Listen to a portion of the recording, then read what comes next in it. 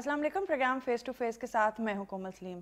नाज़रीन, इस वक्त पाकिस्तान में गुर्बत की शरह 29.4% है, जो हर गुजरते वक्त के साथ बढ़ती जा रही है।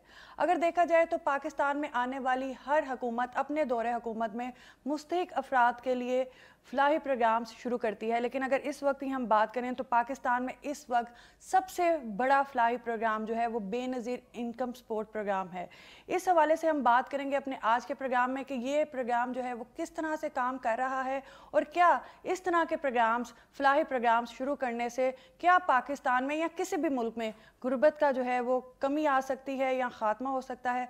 इसी हवाले से हम बात करेंगे। हमारे साथ आज मौजूद हैं बेनज़ीर इनकम सपोर्ट प्रोग्राम के चेयरमैन डॉक्टर अमजद साकिब साहब। सबसे पहले तो पूछना चाहूँगी कि वजह शोहरत आपका जो बना वो इदारे अखुवत से बना है, वो एक प्राइवेट सेक्टर का इदारा है, आप बानी हैं अखुवत के, लेकिन अब आप सरकारी इदारे में काम कर रहे हैं। बेनज़ीर इनकम सपोर्ट में और अखुवत में क्या फ़र्क देखते हैं आप? जी, पहले तो मैं आपका शुक्रिया अदा करता हूँ। तो वजह शोहरत ना कीजिए, मैं तो शोहरत के लिए आया ही नहीं। खिदमत थोड़ी बहुत करने की ख्वाहिश है, अल्लाह की रज़ा के हसूल के लिए मैं जो भी काम किया है अल्लाह ताला ने उसी में बरकत डाली है। तो ज़ाहिर है आपकी बात दुरुस्त है कि अखुवत एक और तरह का अदारा है और बेनज़ीर इनकम सपोर्ट प्रोग्राम एक और तरह का अदारा है। तो उसमें जो अखुवत में आपको ज़्यादा इंडिपेंडेंस से काम करने की, डिसीजन मेकिंग आसान है, इम्प्लीमेंटेशन निस्बतन स्पीडी है। हुकूमत के अदारों में ज़ाहिर है एक तौर तरीका, एक रूल्स रेगुलेशंस प्रोसीजर्स और तरह के होते हैं। तो लेकिन ये मैं पहले भी अखुवत से पहले 17 साल मैंने सरकार की मुलाजमत की है, मुझे अंदाज़ा है कि यहाँ पर कैसे काम होता है। तो उस हवाले से कोई ऐसी मुश्किल ट्रांजिशन नहीं थी। तो लेकिन ये ख्वाहिश होती है कि जो भी काम है वो अच्छी रफ्तार से हो, दयानत से हो, अमानत से हो और वो मुल्क को कौम के लिए हो और उसमें इंटेग्रिटी मेंटेन रहे, कोई आपके दामन पे दाग न लगे। आपका पैसा है, इस हुकूमत का पैसा जो है वो आवाम का पैसा है, तो उसको दुरुस्त इस्तेमाल होना चाहिए। तो कुछ थोड़ा सा मोहतात अंदाज ज़्यादा भी अपनाना पड़ता है, क्योंकि लोग यहाँ पर आम यही होता था सर का जी हर हुकूमत का महकमा खुदा न खास्ता ख़राब है, तो ऐसी भी बात नहीं होती। तो ये कुछ चीज़ें हैं, लेकिन मुझे कोई ऐसी मुश्किल बहुत बड़ी पेश नहीं आई। अच्छे लोग हमारे जो बेनज़ीर इनकम सपोर्ट प्रोग्राम की जो मैनेजमेंट है वो बहुत ही अच्छी है। तो ज़ाहिर है बोर्ड और फिर बोर्ड के चेयरमैन और फिर मैनेजमेंट, इनके बाहमी इश्तराक से ही आप एक अच्छा नतीजा लेकर आते हो। अच्छा, कितनी मैनेजमेंट है, कितना जो है वो एम्प्लॉयज़ हैं पूरे जी? बेनज़ीर इनकम सपोर्ट प्रोग्राम आप देखिए कि ये सबसे एफिशिएंट अदारा है पाकिस्तान का। एफिशिएंट से मुराद ये है कि आपने कम लागत से अपना पूरा प्रोग्राम चला रहे हैं। तो तकरीबन आप देखें 93 लाख ख़ानदान हैं, यानी 1 करोड़ के लगभग ख़ानदानों को हर सहमाही में स्कॉलरशिप जाते हैं, स्टाइपेंड जाता है, कंडीशनल और अनकंडीशनल ग्रांट्स जाती है। तो उसके लिए सिर्फ कोई 2400 के करीब हमारे एम्प्लॉइज़ हैं पूरे पाकिस्तान में फैले हुए। और 93 ख़ानदानों में वो तुलबा के अलग हैं जो जी 93 लाख जो ख़ानदान है ना, इनमें इन औरतों को मिलती है सहमाही बुनियादों पर वजीफ़ा। फिर 83 लाख बच्चे इन्हीं ख़ानदानों के हैं जो स्कूलों में जाते हैं और उनको भी हम स्कॉलरशिप देते हैं। और फिर ये भी देखना उनकी बाकायदगी से कि उनकी हर माह 75% हाज़िरी लाजम है। तो वो उसका एक मॉनिटरिंग का एक निज़ाम है, इन ख़वातीन की रजिस्ट्रेशन का एक निज़ाम है, फिर ट्रांसफ़र ऑफ मनी को मॉनिटर करने का एक निज़ाम है। फिर हमने एक डायनामिक रजिस्ट्री बनाई है, यानी वो लोग जो समझते हैं कि वो इस मदद के मुस्तहिक हैं, वो आएँ हमारे पास, अपना नाम दर्ज कराएं, ताकि तहकीक के बाद उनको बारे में भी फ़ैसला किया जाए। तो ये बड़े फैले हुए काम हैं, लेकिन अल्हम्दुलिल्लाह हमारे बहुत कम मुलाजमीन की तादाद के साथ हम कम ऑपरेशनल एक्सपेंसेस के बावजूद हम भी काम बड़े अच्छे तरीके से कर रहे हैं। खामियां तो होती हैं, हमने पिछले 4 माह में बहुत सी खामियां आइडेंटिफाई की, उनको दूर करने की कोशिश की, लेकिन बहरहाल हम मुतमईन हैं। अच्छा, तहकीक की बात कर रहे हैं डॉक्टर साहब, किस तरह से तहकीक की जाती है, किस तरह से अंदाज़ा लगाया जाता है कि ये फ़र्द मुस्तहिक है इस चीज़ के लिए? देखिए, इसके लिए एक बहुत बड़ी, इसको डेटाबेस रजिस्ट्री कहते हैं, national socio economic registry, NSER। उस रजिस्ट्री में आप समझें कि पूरे पाकिस्तान के लोग रजिस्टर्ड हैं, यानी हर आदमी کو ناپا گیا ہے اس کے سماجی اور معاشی آمدنی کے اعتبار سے. 61 ایسے انڈیکیٹرز جن کو اشاریہ کہتے ہیں اردو میں, وہ اس کے مطابق ایک خاندان کو پرکھا جاتا ہے. مثلاً وہ کتنا بڑا گھر ہے, گاڑی ہے, بجلی لگی ہوئی ہے, بل کتنا آتا ہے, سائیکل ہے, روزگار پکا ہے, سرکاری ملازم ہے, بچے کتنے ہیں, کہاں پڑھتے ہیں. تو ان سے ان کو نمبرز دیے جاتے ہیں. تو جس کے 100 نمبر ہوں گے وہ امیر ہوگا, جس کا 0 ہوگا وہ غریب ترین ہوگا. تو اس طریقے سے نمبرنگ کے بعد پھر ہم نے ایک آربیٹریری لائن کھینچی ہوئی ہے 32 کی, کہ 32 سے نیچے جو لوگ ہیں وہ اس امداد کے مستحق ہیں. ایج 32 سے نہیں ایج 32 نمبرز میں نے آپ کو بتایا, 0 سے لے کے 100 تک نمبر ہے نا. جو زیادہ نمبر آپ کے ہوتے چلے جائیں گے تو آپ غربت کے دائرے سے نکلتے چلے جائیں. ایج لیمٹ بھی ہے اس میں؟ نہیں ایج لیمٹ نہیں ہے. کوئی بھی خواتین جو ہیں وہ ایک گھرانہ ہے نا, اس گھرانے کی سربراہ خاتون ہے, تو اس خاتون کی رجسٹریشن ہوتی ہے, اس کو پیسے دیے جاتے ہیں. کیونکہ عام طور پر یہی تاثر ہے, اور یہ سچ بھی ہے کہ خواتین کو پیسے ملتے ہیں تو وہ خاندان پہ خرچ ہوتے ہیں. مردوں کو, ہمارے جیسوں کو پیسے مل جائیں تو وہ اپنی دوستوں پہ خرچ کر دیتے ہیں یا کسی اور جگہ خرچ کر دیتے ہیں. اچھا, بے نظیر انکم سپورٹ کے تحت اب رمضان مبارک قریب ہے, تو کوئی پلاننگز کی جا رہی ہیں مستحق افراد کے لیے؟ جی ابھی حال ہی میں اسی ماہ میں انشاءاللہ تعالی نئی جو ٹرانش ہے جس کو ہم کہتے ہیں وہ ریلیز ہونے والی ہے, وہ ان کو پیش کی جائے گی. اس کے علاوہ ہم نے چند ایک اور بہت پچھلے 2-3 ماہ میں ہمارے مینجمنٹ نے, ساتھیوں نے بہت کام کیا ہے. ہم نے پہلے 2 بینکوں کے ذریعے سے یہ رقم تقسیم ہوتی تھی جس سے کچھ شکایات ہوتی تھی, اب 6 بینک ہو گئے ہیں پورے پاکستان میں. پھر ہم نے کہا کہ 32 PMT سے نیچے جتنی بھی بیوائیں ہیں, یعنی سب سے مستحق تو ایک بیوہ عورت ہی ہے نا, تو ان سب کو رجسٹر کر کے ان سب کو انشور کیا جائے گا کہ ان کو یہ مدد ملے. اب دیکھیں نا, کسی بھی معاشرے کی جو درد مندی کا اظہار اس امر سے ہوتا ہے کہ وہاں پر سب سے کمزور طبقے کے ساتھ کیسا سلوک ہو. یہ بڑی بڑی عمارتیں اور بڑی بڑی سڑکیں یا بڑے بڑے جہاز اور بڑی بڑی اقتصادی ترقی, اس سے کہیں زیادہ اہمیت اس امر کی ہے کہ غریبوں کے ساتھ اور پھر غریب عورتوں کے ساتھ کیا سلوک ہوتا ہے. تو یہ ایک بہت بڑی, میں سمجھتا ہوں کہ ایک ذمہ داری حکومت ادا کر رہی ہے کہ اتنی بڑی رقم ان غریب گھرانوں تک پہنچ رہی ہے. اب اس رقم سے یہ نہیں کہ وہ اس پہ زندہ ہیں, لیکن یہ ایک امداد ہے جس سے ان کی خوراک اچھی ہو جائے گی, ان کا بچہ اسکول چلا جائے گا, اس کو کھانے کو اچھا چیز مل جائے گی, اس کو جوتا مل جائے گا, اس کو کپڑے مل جائیں گے. تو اور اس کو پھر اس خاندان کو یہ احساس بھی تو ہوگا نا کہ بھی ریاست میرے لیے بھی سوچتی ہے. ہمیں اگر ایک فلاحی معاشرہ بنانا ہے تو اس کی جو بنیاد اسی بات سے رکھی جائے گی نا کہ جو پیچھے رہ گئے ان کو کیسے آگے لے کر آیا جائے.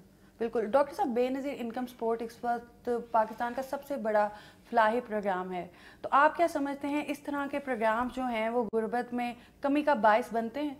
جی آبویسلی, دیکھیں الٹیمیٹ اس کا آبجیکٹو, اس سے غربت آپ سمجھیں کہ اگر ختم ہو جائے گی کہیں تو یہ شاید کہنا مناسب نہیں ہے, لیکن غربت کی شدت ضرور کم ہو جائے گی. مثلا دیکھیں مہنگائی جب آتی ہے تو آپ جو چیز آپ کو 2 روپے کی ملتی تھی وہ 2.5 روپے میں ملتی ہے. تو اگر آپ یہ جو مہنگائی کا جو اضافی اثر ہے اس شخص کے اوپر, اس گھرانے کے اوپر, اس کو اگر آپ کم کر دیں, یعنی وہ 50 پیسے جو اس کی بڑھ گئے ہیں اگر وہ آپ اس کو دے دیں تو وہ کم از کم اپنی موجودہ انکم میں پھر سے زندہ تو رہے گا نا. یہ نہیں ہوگا کہ اس کو روٹی ایک کی بجائے آدھی ملنے لگے. تو یہ اس قسم کے پروگراموں کا مقصد یہ ہوتا ہے کہ مہنگائی سے یا کسی اور وجوہات سے اگر ان کی آمدنی انسفیشینٹ ہو to live a decent life, ایک ایسی زندگی کہ جس میں روٹی ملے, کھانا ملے, روزمرہ کے اخراجات پورے ہوں, تو اس کا مقابلہ کرنے کے لیے یہ امدادی رقم ہوتی ہے. یہ نہیں ہے کہ وہ 3,000 یا 4,000 یا 5,000 روپے ہم مہینہ دیں تو کیا ممکن ہے کہ وہ خاندان اس میں زندہ رہ سکے؟ بالکل نہیں. وہ پہلے سے کچھ نہ کچھ کما رہا ہے نا, تو ایک سہارا ہو جاتا ہے, ایک چھوٹا سا, بس یہی اس کا مقصد. ہم ہمیشہ کہتے ہیں کہ قوم کو ہنرمند ہونا چاہیے, تو بے نظیر انکم سپورٹ کیا کوئی تربیتی پروگرامز وغیرہ بھی شروع کر رہا ہے؟ نہیں, ہم ان پروگراموں کے ساتھ جسے کہتے ہیں نا کہ ایک اشتراک عمل کرتے ہیں کہ کیونکہ دیکھیں ہر ادارہ ہر کام نہیں کر سکتا. ایک تعلیم ہے ادارہ دیتا ہے، ایک ادارہ صحت کا کام کرتا ہے، ایک ادارہ قانون کی عملداری کا کام کرتا ہے، مختلف ادارے ہیں نا.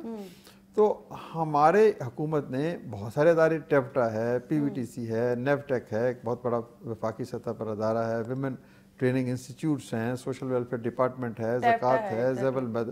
تو ہم کوشش کرتے ہیں کہ ان لوگوں کو ان کے پاس سے ریفر کیا جائے اور وہاں سے وہ ٹریننگ لیں. تو جب تک وہ ٹریننگ لے کے اس 32 PMT سے اوپر نہیں جائیں گے اس وقت تک ہم چاہیں گے کہ ہم ان کی مدد کرتے رہیں. لیکن ڈاکٹر صاحب آپ کا جو پاسٹ ایکسپیرینس رہا ہے ایز اے سوشل ورکر، آپ نے ہمیشہ ویمن امپاورمنٹ پہ بہت کام کیا ہے، اسکلس پہ ویمن کے ان کو سکھانے کے لیے تربیتی پروگرامز ان کے لیے بڑے شروع کیے ہیں.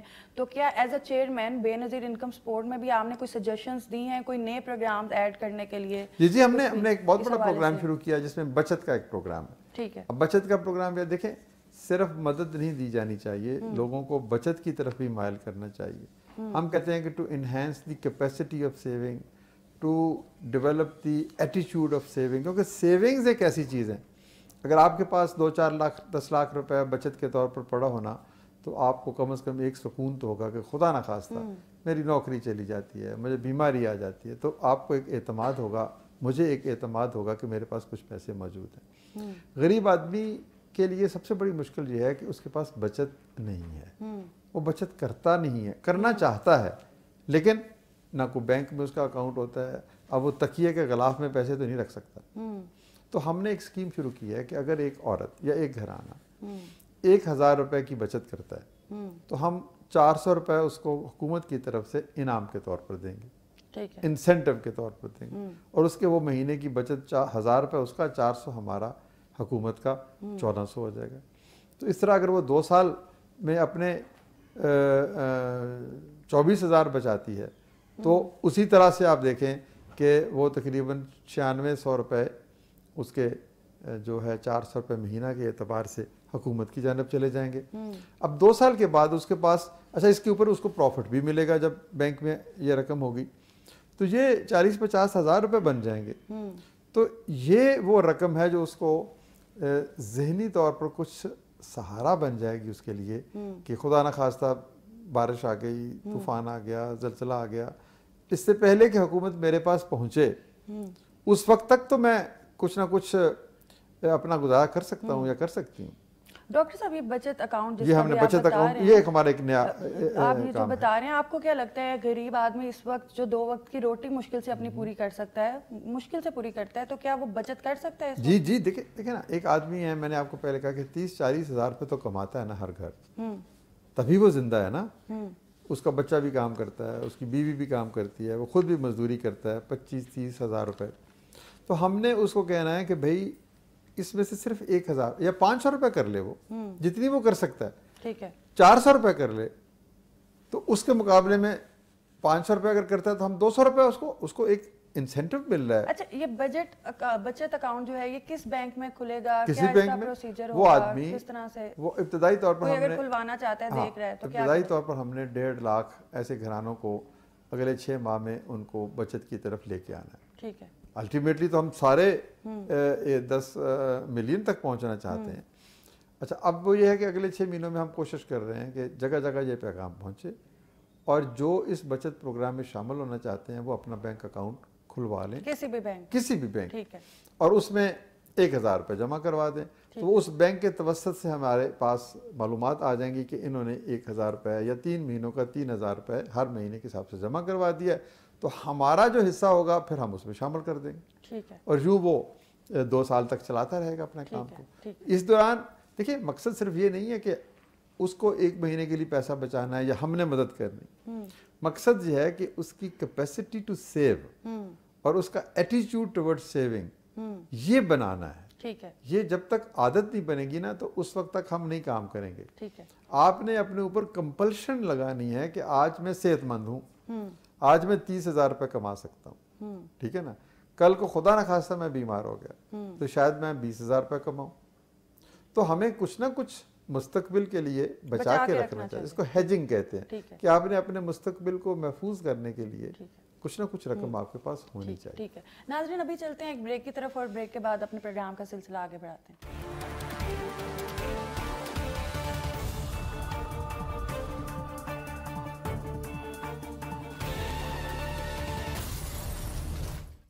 الرٹ، بچوں کی گمشدگی یا اغوا کی صورت میں وقت ضائع کیے بغیر فوراً زارا ہیلپ لائن 1099 یا روشنی ہیلپ لائن 1138 پر رابطہ کریں۔ گمشدگی کی صورت میں قریبی تھانے میں فوری طور پر رپورٹ درج کرائیں اور بچے کی تصویر، متعلقہ تفصیلات اور فون نمبر پولیس افسر کو ضرور فراہم کریں۔ زارا الرٹ ایپ سے گمشدہ، اغوا اور زیادتی کے شکار بچوں کے لیے بازیابی اور بحالی کی خدمات حاصل کرنے کے لیے ایپ کو ابھی گوگل پلے اسٹور یا ایپل ایپ اسٹور سے ڈاؤن لوڈ کریں۔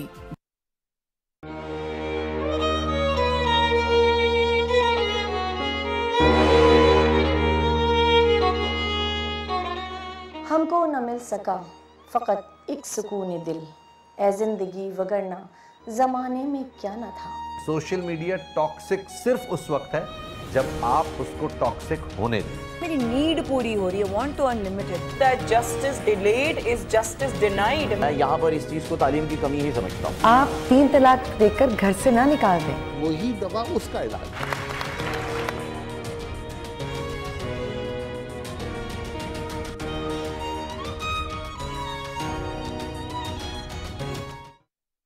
آخر مسئلہ کیا ہے؟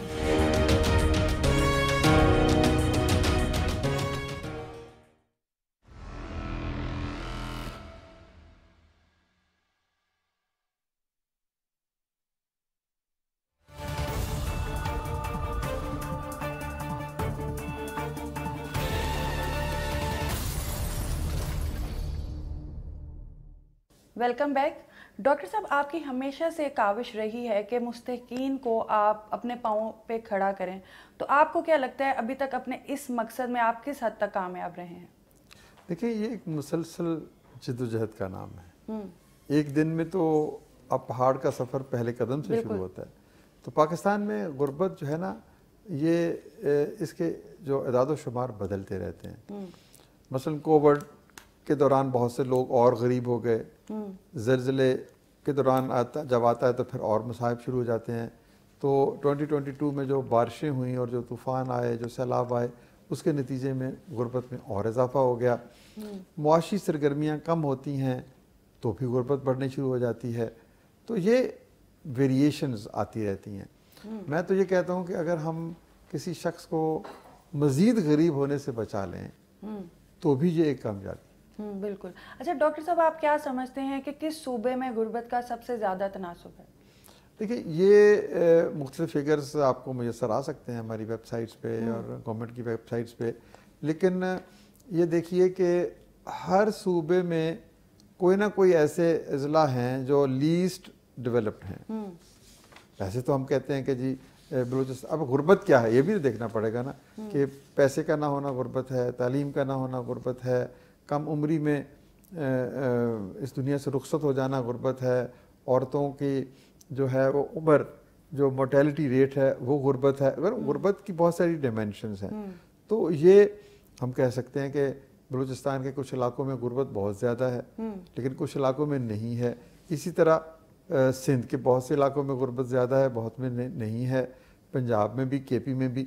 تو یہ جو پروونشل ایک میجر بھی بنتا ہے، لیکن اس سے کہیں زیادہ اہمیت یہ ہے کہ ہمیں ان مخصوص پاکٹس کو طرف دیکھنا ہے جہاں پر غربت بہت زیادہ ہے۔ تو وہاں پر جا کر ہمارا چیلنج ہمارا یہی ہے کہ جو ہے، مثال کے طور پر بلوچستان کے کچھ اضلاع ہیں جس میں فیمیل لٹریسی ریٹ 10% سے بھی کم ہے، بالکل شاید 5-7% سے بھی کم ہے۔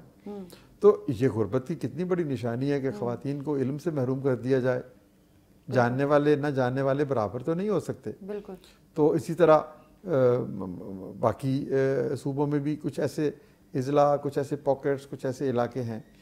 تو میں تو یہ کہتا ہوتا ہوں کہ جب تک پاکستان میں ایک شخص بھی غریب ہے، ہم سب غریب ہیں۔ بالکل۔ تو وہ شخص جہاں بھی رہتا ہے وہ ہماری منزل ہے، اس تک ہم نے پہنچنا ہے، وہ ہماری آنکھوں میں بستا ہے، وہ ہمارے سر کا تاج ہے، تو اس کو ڈھونڈنا ہے۔ وہ ایک ہے، 1 کروڑ ہے، 5 کروڑ ہیں۔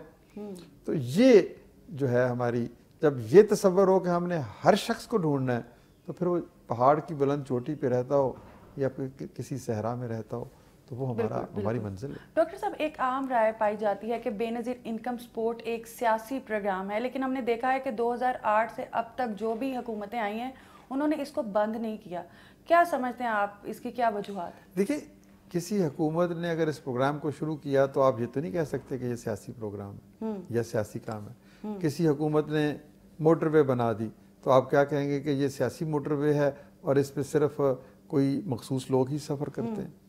ایسا نہیں ہے. یہ پروگرام جس نے بھی شروع کیا وہ بہت اچھا کام کیا، اور آنے والی حکومتوں نے کہا کہ یہ اچھا کام ہے، اچھے کام کو جاری رہنا چاہیے. آپ کو یہ دیکھنا ہے کہ یہ جو 93 لاکھ خواتین جن کو مل رہا ہے ان کو یہ مدد کیا سیاست کی بنیادوں پہ مل رہی ہے؟ ان کو یہ کہا جا رہا ہے کہ تم نے اس پارٹی کے ساتھ دینا، اس پارٹی کے ساتھ نہیں دینا؟ ہم تو جب کسی کو 9,000 روپے کی رقم پیش کرتے ہیں تو یہ نہیں کہتے، یہی کہتے ہیں کہ یہ اس ملک کے عوام کے ٹیکسز نے اور حکومت نے آپ کو دیا ہے. تو سیاست دان تو ظاہر ہے ان کا ایک ایجنڈا ہے، سیاست دانوں کا ایک منشور ہے، ایک مطمع نظر ہے، انہوں نے خدمت کرنے کے لیے ووٹ لیتے ہیں. تو وہ جو بھی پروگرام شروع کرتے ہیں وہ ایک سیاسی لیڈرشپ بھی شروع کرتی ہے، اور سیاسی لیڈرشپ کی خوبصورتی یہ ہے کہ وہ اس پروگرام کے اندر سیاست نہ آنے دے. بالکل، یعنی لوگوں کے انتخاب سیاست کی بنیادوں پہ نہیں ہونا چاہیے. اور یہ ہم بڑے اعتماد سے کہتے ہیں، ورلڈ بینک کہتا ہے، ایشین ڈیولپمنٹ بینک کہتا ہے کہ اس کے جو بینیفیشریز ہیں جن کو یہ ملا جاتا ہے وہ اپنی غربت اور استحقاق کو جو 61 انڈیکیٹرز میں نے آپ کو بتائیں اس کی بنیادوں پر منتخب ہوتے ہیں، اپنی سیاسی وفاداری کی بنیاد پر وہ جو ہے منتخب نہیں ہوتے. اچھا ڈاکٹر صاحب، لیکن بہت سے سوالات ماضی میں بھی اس پہ اٹھائے گئے ہیں، اس کی شفافیت پہ اٹھائے گئے ہیں، تو اس حوالے سے آپ کیا کہتے ہیں، کس طرح سے ہم اس کی شفافیت کو یقینی بنا سکتے ہیں؟ دیکھیں یہ ایک گریجویشن کا پروسیس ہے، ایک ایولیوشنری پروسیس ہے. جو بھی آپ کام کرتے ہو نا، ہو سکتا ہے وہ شروع میں صحیح نہ ہو، درست نہ ہو، تو وقت کے ساتھ ساتھ ہم اس پروگرام کو وہ میچور ہوتا ہے، اس میں غلطیاں جو ہیں وہ آئیڈینٹیفائی ہوتی ہیں، ان غلطیوں کو درست کیا جاتا ہے. تو جو آغاز میں یہ پروگرام تھا اس وقت جو اس پر اعتراضات کیے جاتے تھے وہ زیادہ تھے. آج اس پروگرام پر جو اعتراضات کیے جاتے ہیں وہ کم ہیں، ختم نہیں ہوئے. تو کوشش ہماری یہ ہے کہ وہ اعتراضات سارے کے سارے ختم ہو جائیں. دیکھیں آج اگر بین الاقوامی ادارے کہتے ہیں کہ آپ کی سلیکشن ٹھیک ہے تو پھر اس سے بڑا اعتماد کیا ہو سکتا ہے؟ ایک خامی جس کا مجھے اعتراف ہے وہ یہ ہے کہ ان خواتین کو پوری رقم نہیں ملتی، اس کو کٹوتی کہتے ہیں. یعنی اگر ان کو 9,000 روپے ملنے ہیں تو ہو سکتا ہے 8,500 ملتے ہوں یا 8,000 ملتے ہوں یا اس سے بھی کم ملتے ہوں. تو یہ ایک ایسی خامی ہے جس کو دور کرنا ہمارا فرض ہے. تو اس کے لیے کچھ انتظامی جو ہے طریقہ کار کو بہتر کیا جا رہا ہے. کوئی ہم پہلے 2 بینکس ہوتے تھے، اب ہم نے پچھلے مہینے 6 بینکس بیچ میں شامل کر لیے ہیں کہ جن کے ذریعے سے یہ رقم ان تک پہنچے گی. پھر ہم ٹیکنالوجی کو اپنا سہارا بنا رہے ہیں، مانیٹرنگ بہتر کر رہے ہیں، اس پہ جو تقسیم کے عمل کو شفاف بنانے کے لیے ہم اب بارہا اپنی ٹیموں کو بھیجتے ہیں فیلڈ میں کہ وہ جا کے دیکھیں، اویئرنیس دیتے ہیں، سوشل میڈیا پہ بات کرتے ہیں. اب آپ کے توسط سے بھی میں یہ لوگوں کو کہہ رہا ہوں کہ جو لوگ تقسیم کے اس عمل سے وابستہ ہیں وہ بھی تو اپنی یہ قانونی، آئینی اور اخلاقی ذمہ داری سمجھیں. ایک بیچاری مظلوم عورت پھٹے پرانے کپڑے پہن کے نہ جانے کتنی دور سے گاؤں سے شہر آتی ہے 9,000 روپے لینے کے لیے، تو جو دینے والا ہے اس کے دل میں بھی تو یہ احساس ہونا چاہیے کہ اس کی رقم 9,000 ہے تو 9,000 ہی ملے. یعنی یہ صرف حکومت کے یا انتظامیہ کے کرنے کے کام نہیں ہیں، یہ بینکس کے کرنے کے کام نہیں ہیں، یہ ہر شخص کے کام ہیں کرنے کے.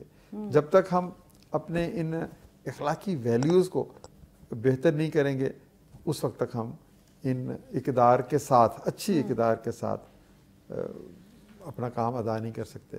یہ جو عورتیں آتی ہیں ان کو لمبی لمبی لائنیں کھڑی کرنی پڑتی ہیں، صبح سے لے کے شام تک ان کو وہاں کھڑا ہونا پڑتا ہے. اسی لیے اب ہم نے 6 بینکس اور شامل کر لیے. تو اس سے میں سمجھتا ہوں کہ ایک بڑی خامیاں ساری ختم نہیں ہوگی لیکن بہت سی کم ہو جائیں گی. پھر ہم الٹیمیٹلی ہماری سوچ یہ ہے کہ ہم ان 93 لاکھ خواتین جو 1 کروڑ خواتین بن جائیں گی اس سال میں، ان کے بینک اکاؤنٹ کھلوا دیں تاکہ رقم سیدھی اس کے اکاؤنٹ میں جائے اور درمیان میں کوئی اس کو ہاتھ بھی نہ لگا. تو یہ ایک ہمارا الٹیمیٹ آبجیکٹو ہے. اس میں مجھے یقین ہے مطلب کہ آج کے ٹیکنالوجی کے دور میں چیزوں کو ڈیجیٹلائز کرنا باقی ہے. جی وہ ہم کر رہے ہیں نا. یہ بینک میں جب کھل جائیں گے تو ڈائریکٹلی ایک بٹن دبائیں گے, پیسے ان کے اکاؤنٹ میں چلے جائیں گے. تو ڈیجیٹل والٹ بھی بنائے جا سکتے ہیں, بہت سارے اور ڈیجیٹائز کرنے کے جو کام ہے وہ انشاءاللہ ہم کریں. اچھا, یہ جو ون ونڈو آپریشن ہے یہ ابھی کتنے شہروں میں شروع ہوا ہے؟ بہت سے شہروں میں. ٹھیک ہے, لیکن دیکھیں ہمارے کئی سو دفاتر ہیں, تو ظاہر دفاتر کے اوپر اخراجات آتے ہیں, تو اس کی مینٹیننس کے لیے, اس کی آپریشنز کے لیے, اس کی ایڈمنسٹریشن کے لیے, تو ہم نے ون ونڈو میں یہ کیا کہ تمام تر سہولیات ایک ہی جگہ پر ہوں. رجسٹریشن بھی ہو, پیسوں کی تقسیم بھی ہو, اسکالرشپس بھی مل جائیں, ان کا ریفرل بھی ہو, ان کے لنکیجز بھی پروموٹ ہوں. تو کئی ون ونڈو میں ہم نے سول سوسائٹی کے اداروں کو اپنے ساتھ میں لایا ہے. سیلانی ٹرسٹ ہے, ایک اللہ والے ٹرسٹ ہے, بہت سارے اور لوگ, وہ جب عورتیں وہاں آتی ہیں ان کو کھانا دیتے ہیں. یعنی ہم اس ون ونڈو کے تحت پوری قوم کو اکٹھا کرنا چاہتے ہیں کہ ان لوگوں کو جو پیچھے رہ گئے ہیں, یہ ہماری بہنیں ہیں, ان کو آگے لے کے آنا. تو یہ ون ونڈو ہے, اور انشاءاللہ تعالی تمام دفاتر اس ون ونڈو کے تصور کے تحت آگے بڑھیں گے. ڈاکٹر صاحب, جیسے ہم ابھی بات کر رہے ہیں کہ بے نظیر انکم سپورٹ اس وقت پاکستان کا سب سے بڑا فلاحی جو ہے وہ پروگرام ہے. اس وقت پاکستان کے قومی بجٹ کا 450-500 ارب جو ہے وہ سالانہ اس بجٹ میں جا رہا ہے بے نظیر انکم سپورٹ کے. تو آپ کیا سمجھتے ہیں کہ ہمیں مخیر حضرات یا عالمی ادارے جو اس حوالے سے فنڈنگ کریں تاکہ بجٹ جو قومی بجٹ ہے اس پہ برڈن کم پڑے, اس حوالے سے کوئی تیاری ہو رہی ہے؟ میں تو یہ کہتا ہوں کہ یہ 1 کروڑ خاندانوں کو آپ مدد دے رہے ہیں 471 ارب روپے. ٹھیک ہے, پاکستان میں 4 کروڑ خاندان ہیں اندازاً, میں آپ کو بتا رہا ہوں, کیونکہ 6 افراد ہونے ایک خاندان میں تو 24 کروڑ بنتے ہیں. تو 4 کروڑ خاندانوں میں یہ وہ 1 کروڑ ہیں جو سب سے نچلی سطح پہ ہیں. ٹھیک ہے, غربت کے اعتبار سے. تو 1 کروڑ ایسے بھی تو ہیں جو سب سے اوپر والی سطح پہ ہیں. تو وہ ان نچلے والے 1 کروڑ کے ساتھ اگر بھائی چارہ کر لیں, محبت کر لیں, ان کو اپنا لیں, کیا ہے آپ 40-50 ہزار روپے سال کا ہی دیتی ہے نا حکومت ان کو, جی جی, تو وہ دینا شروع کر دیں. تو پھر یہ حکومت کے پیسے بچ جائیں گے, یہ تعلیم پہ چلے جائیں گے, یہ صحت پہ چلے جائیں گے, یہ سڑکوں کی تعمیر پہ چلے جائیں گے, یہ انڈسٹریلائزیشن میں چلے جائیں گے, یہ اسکل ڈیولپمنٹ پہ چلے جائیں گے.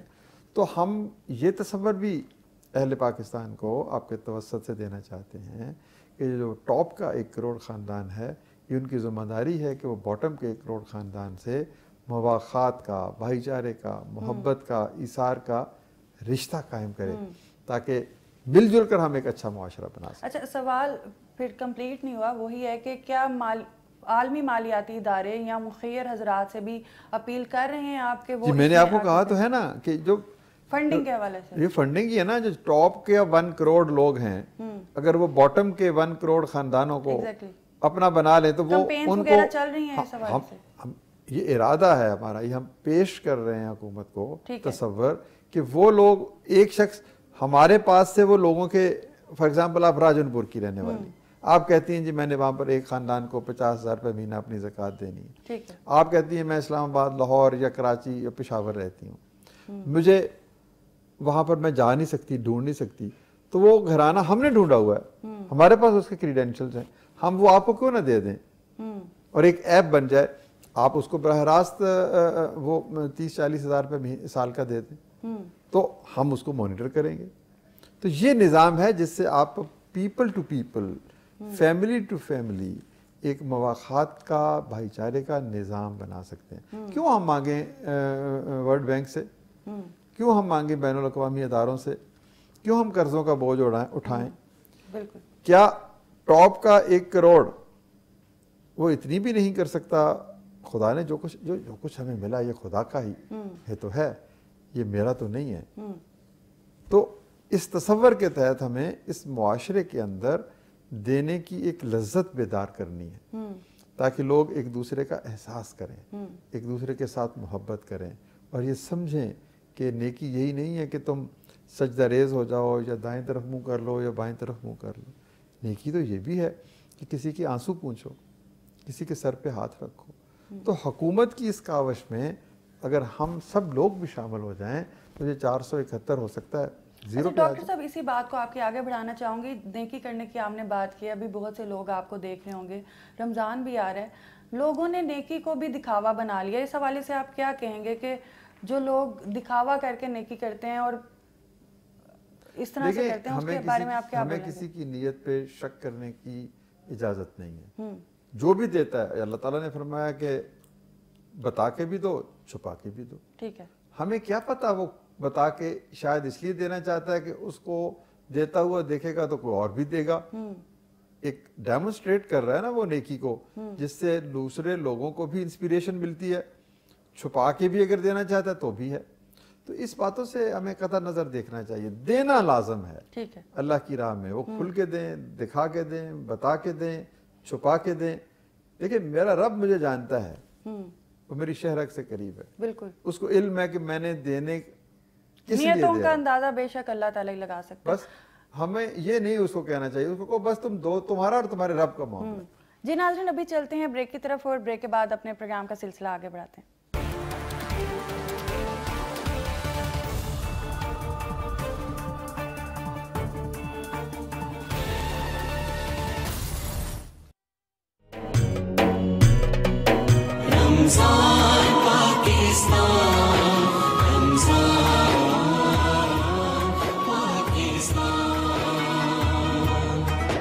رمضان کے اس بابرکت اور رحمتوں والے مہینے میں ہم پیش کر رہے ہیں آپ کے لیے خصوصی ٹرانسمیشن رمضان پاکستان.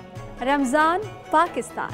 ہم کریں گے بات رمضان کی عظمت, حرمت اور فضیلت پر, جس میں ہوں گے شامل صبر و قناعت اور تقویٰ کے موضوعات. آگاہ رکھیں گے آپ کو حفظان صحت کے اصول اور دیگر مسائل سے. رمضان کے روح پرور ایام میں دیکھنا نہ بھولیے گا خصوصی ٹرانسمیشن رمضان پاکستان. رمضان پاکستان, رمضان پاکستان.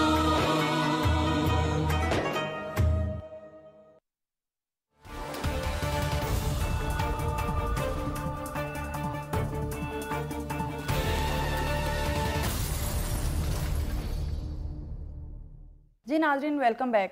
ڈاکٹر صاحب, اس وقت بے نظیر انکم سپورٹ جو ہے وہ طلباء کے لیے بہت اچھا کام کر رہا ہے, لیکن ابھی بھی 2 کروڑ بچہ سکولوں سے باہر ہے.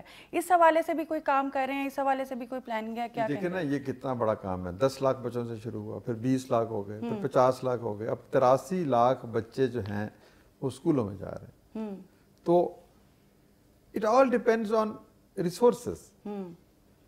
جب آپ کے پاس ریسورسز, اگر آج آپ ریسورسز دیں تو یہ 83 لاکھ بڑھ کے 1 کروڑ ہو سکتے ہیں, 2 کروڑ ہو سکتے ہیں.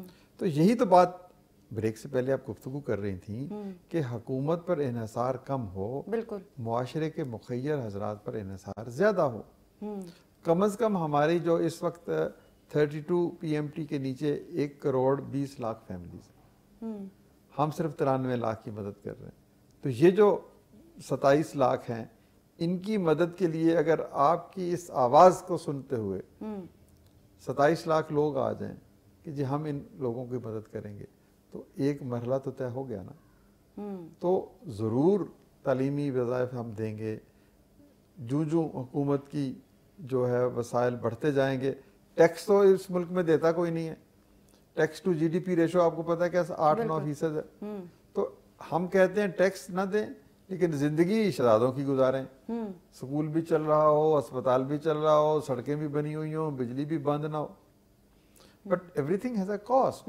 اب اسکینڈینیوین کی مثال ہم دیتے ہیں کہ جی وہ ملکوں میں دیکھیں جی یہ ویلفیئر کا نظام ہے, یہ ہے, وہ ہے, تو 70% تک وہاں پر ٹیکس کی شرح ہے.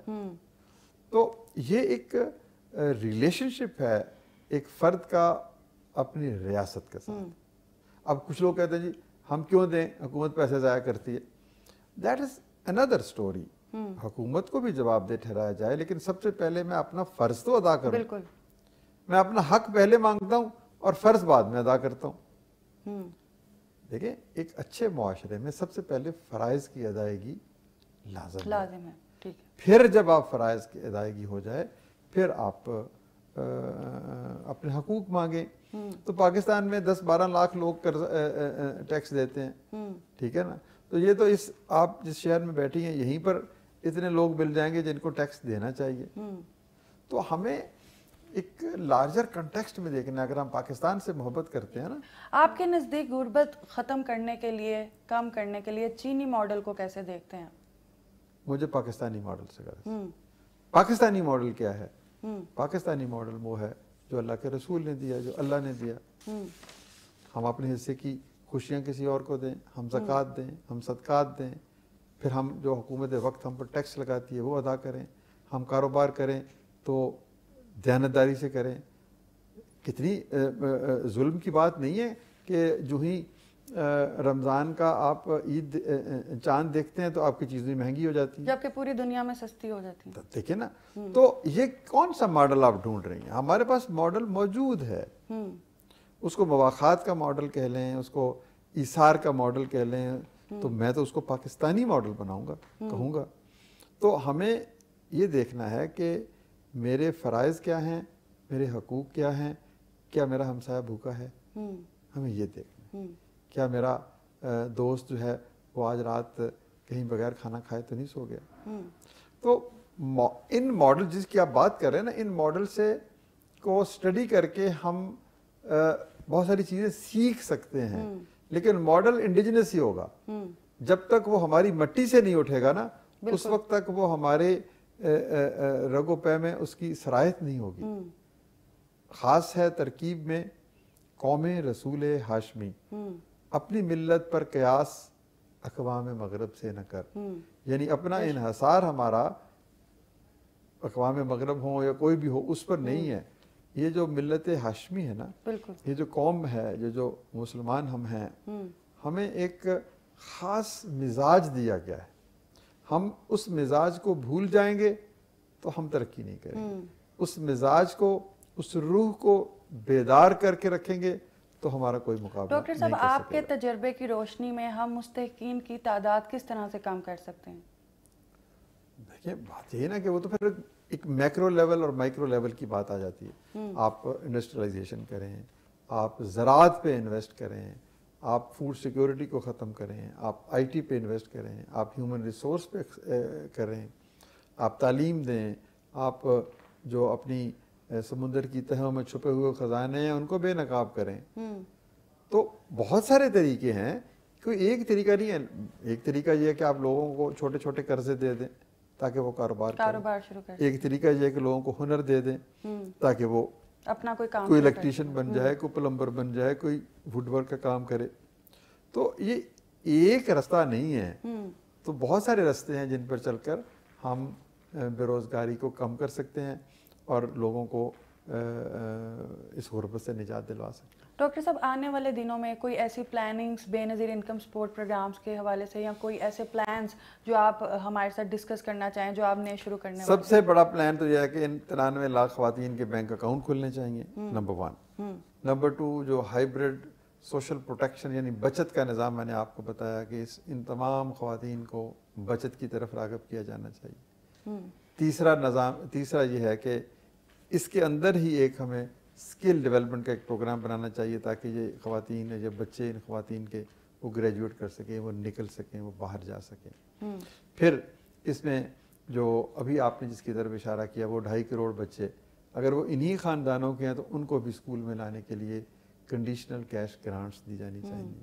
پھر ہمارا پاس ایک کمپلینٹ ریڈریسل سسٹم بہت بڑا, وہ اس کے بارے میں بھی ہم نے بہت کام کیا کہ ان لوگوں کی شکایات کو سنتا ہی نہیں ہے. بالکل, یہاں تو اسی کی سنی جاتی ہے جس کی آواز بلند ہے, جو شور مچاتا ہے. تو یہ بیچاری بوڑھی, نوجوان, بیوہ, غریب, مجبور خواتین جو ہیں, یہ کہاں جا کے آواز دیں, کس کا دروازہ کھٹکھٹائیں؟ وہ ہمیں فون بھی نہیں کر پاتی, ان کے پاس فون نمبر ہی نہیں ہوتا یا ان کو فون کرنا نہیں آتا.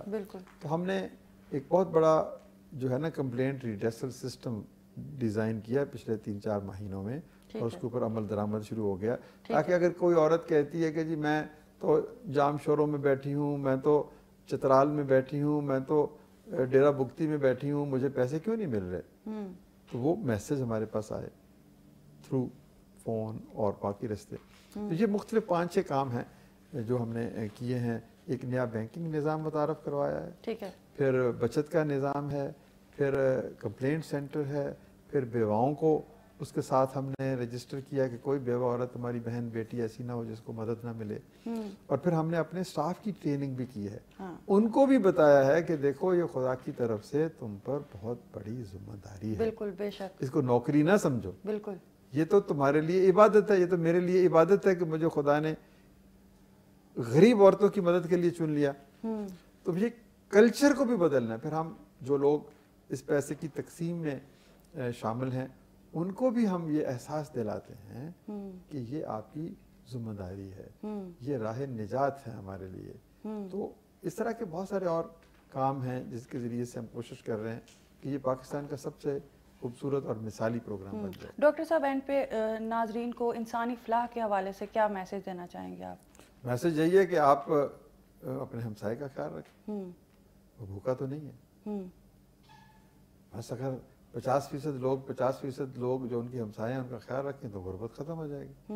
اچھا, یہ انفرادی پیغام بھی ہے, بڑی بڑی بستیوں کے لیے بھی یہی پیغام ہے. ایک امیر بستی ہے, اس کی ہمسائیگی میں ایک کچی بستی ہے, وہ کچی بستی سے دوستی کر لے. ایک بستی کو اپنا لے, ایک شخص کو اپنا لے, ایک گھرانے کو اپنا لے, 50% لوگ 50% لوگوں کو اپنا لیں. یہ تھوڑی سی سوشل ری انجینئرنگ کرنی پڑے گی. جو دولت کی کریشن ہے نا, جی ڈی پی میں اضافے سے غربت ختم نہیں ہوتی, دولت کی تقسیم سے غربت ختم. بالکل. تو میں اور ہماری پوری تحریک جو ہے وہ مواخات سے یہی اصول اخذ کرتی ہے کہ دولت کی تقسیم کیسے کی جائے. میں اس شخص کو کیسے چہرے پہ مسکراہٹ لاؤں جو محروم ہے, جس کا خواب ہے کہ اس کا بچہ پڑھ جائے اور وہ اس کو کتاب نہیں ملتی. تو یہ پیغام ہے کہ ہم اگر ایک شخص کو اپنا لے تو بہت سے لوگوں کے دکھ کم ہو جائیں گے. بہت شکریہ. جی ناظرین, ڈاکٹر صاحب نے بڑا اچھا میسج دیا ہے. سہارا بنے, ایک دوسرے کا سہارا بنے, اپنے ہمسائے کا سہارا بنے, دوستوں کا سہارا بنے, اپنے والدین کی خدمت کریں, اس کے ساتھ ساتھ اپنے بھائی بہنوں کا, رشتہ داروں کا سہارا بنے, ایک دوسرے کا سہارا بنے تاکہ ایک دوسرے کو مشکل وقت سے نکالیں اور اپنے خاندانوں کو, اپنے آس پاس کے ماحول کو, لوگوں کو خوشحال بنائیں. اسی کے ساتھ کومل سلیم کو دیجیے اجازت. اللہ حافظ.